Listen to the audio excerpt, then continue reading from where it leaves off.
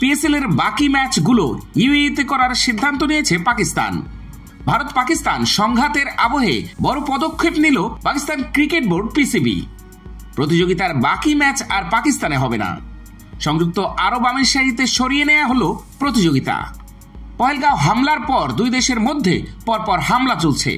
এমন আবহে ক্রিকেটারদের সুরক্ষার কথা মাথায় রেখে প্রতিযোগিতা দেশ থেকে সরিয়ে নিয়ে যাওয়ার সিদ্ধান্ত নিয়েছে পিসিবি।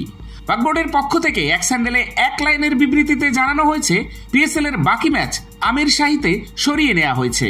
পিসিবির চেয়ারম্যান মহসিন নাকভি জানান, আমাদের বোর্ডে সবসময় রাজনীতি আর খেলাকে আলাদা রাখতে চায়, কিন্তু ভারত ইচ্ছাকৃতভাবে পিএসএল কে ভেস্তে দিতে রাওয়ালপিন্ডি স্টেডিয়ামে আক্রমণ করেছে।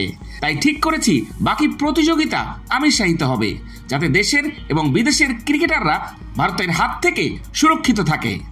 অপারেশন সিঁদুরের পর শুরু হয়েছে ভারত পাকিস্তান সংঘাত। বৃহস্পতিবার ভারতের ড্রোন হামলায় ক্ষতিগ্রস্ত হয় রাওয়ালপিন্ডি স্টেডিয়াম। রাত 8টায় পিএসএল এর পেশোয়ার জালমি ও করাচি কিংসের ম্যাচ হওয়ার কথা ছিল, তা বাতিল করা হয়। পাকিস্তানে থাকা বিদেশি ক্রিকেটাররাও অনেকে বাড়ি ফেরার ইচ্ছা প্রকাশ করেন।